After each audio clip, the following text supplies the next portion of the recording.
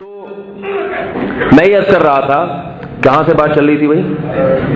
نہیں 12 ربیع الاول رسول اللہ صلی اللہ علیہ وسلم کی تاریخ پیدائش نہیں ہے۔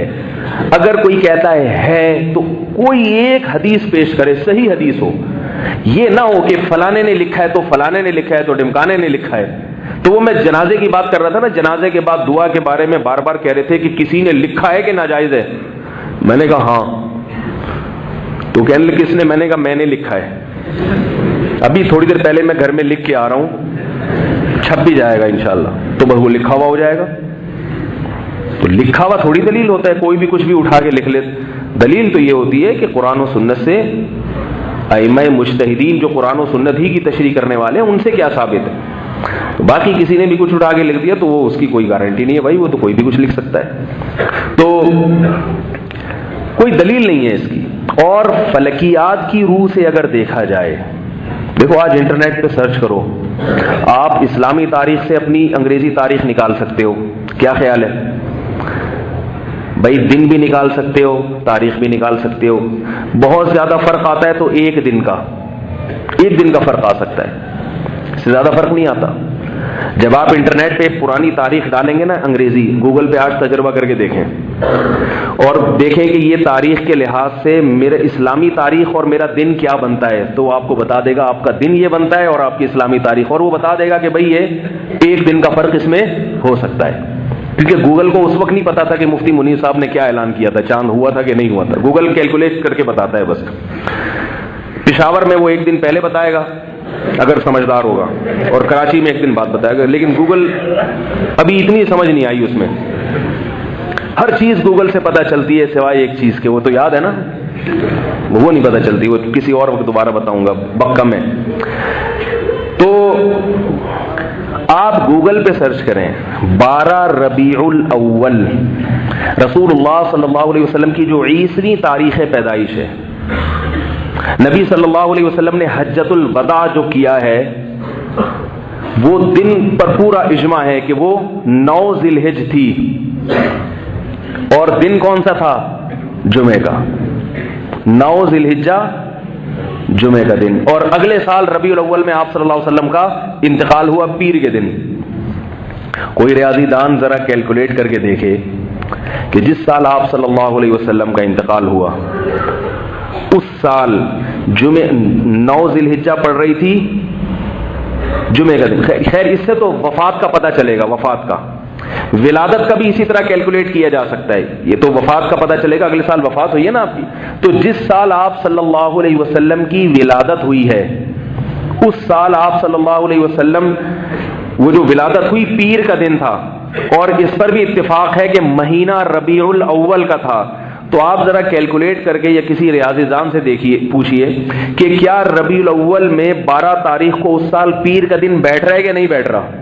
تو وہ آپ کو بتائے گا کہ میچ ہی نہیں ہو رہی ہے، بلکہ پیر کا دن یا تو 8 تاریخ کو بیٹھ رہا ہے یا 9 ربیع الاول کو بیٹھ رہا ہے۔ اسی وجہ سے محقق علماء کہتے ہیں کہ اس بات کا زیادہ امکان ہے کہ آپ صلی اللہ علیہ وسلم کا یوم ولادت 8 ربیع الاول یا 9 ربیع الاول ہے، اور اس میں بھی 8 کو زیادہ ترجیح دی ہے، لیکن یہ بھی یقینی نہیں ہے۔ اس لیے یقینی نہیں ہے کہ صحابہ کرام نے آپ صلی اللہ علیہ وسلم کی ایک ایک چیز کو نوٹ کیا۔ آپ ہنستے تھے تو آپ کے دانت کتنے نظر آتے تھے، آپ صلی اللہ علیہ وسلم کھجور کیسے کھایا کرتے تھے، آپ صلی اللہ علیہ وسلم چلا کیسے کرتے تھے، آپ صلی اللہ علیہ وسلم بالوں کی مانگ کیسے نکالا کرتے تھے، آپ صلی اللہ علیہ وسلم کے سر میں کتنے بال سفید ہو گئے تھے، ایک ایک چیز نوٹ کی اور آگے امت کو بتائی۔ تو سوچئے کہ یوم ولادت اور یوم وفات نہ یا تو نوٹ نہیں کیا، نوٹ کیا تو آگے امت کو بتایا نہیں، یہ ہو نہیں سکتا کہ نوٹ نہ کیا ہو، یہ ممکن نہیں ہے۔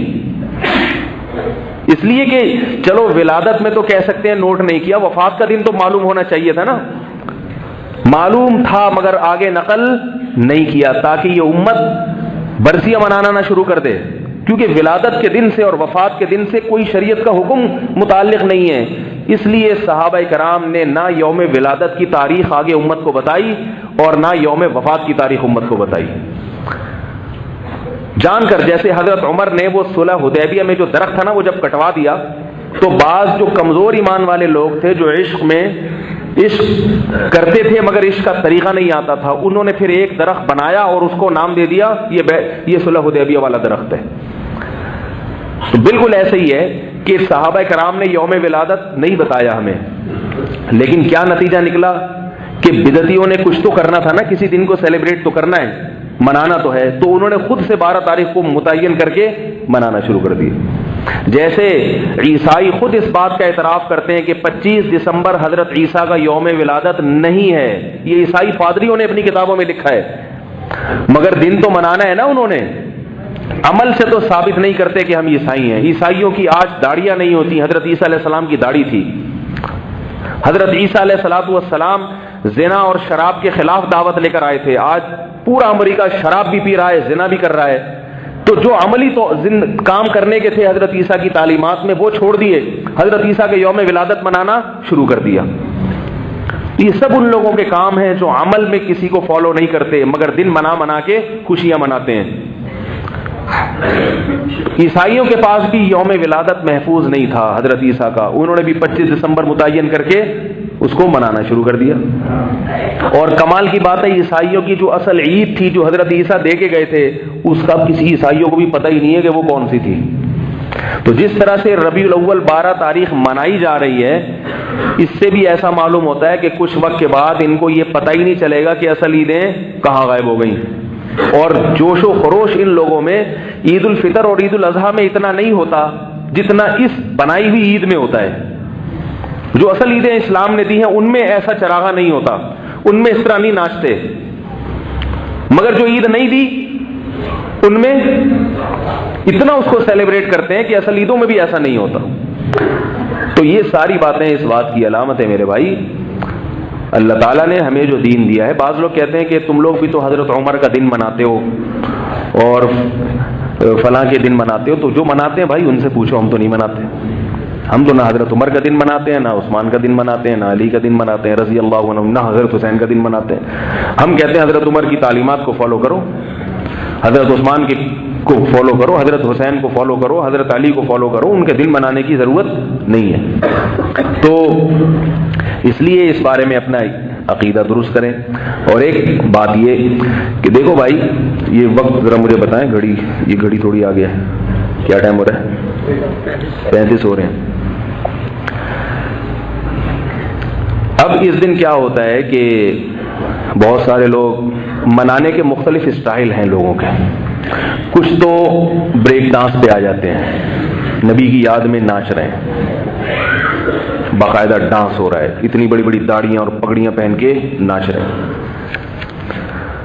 کچھ رو رہے ہیں نبی کی یاد میں، ایسا رو رہے ہیں خاص طور پہ جب کیمرہ سامنے آتا ہے تو بہت زیادہ روتے ہیں، پھر وہ بہت زیادہ روتے ہیں. رونا دھونا یہ تنہائی میں اچھا لگتا ہے، مجمع میں رونا دھونا. ہمارے حضرت ایک شعر پڑھا کرتے تھے، اہل اللہ کی عادت کیا ہوتی ہے، دن گزارے ساز میں راتیں گزاری سوز میں، عمر بھر ہم دن میں بلبل شب میں پروانہ رہے.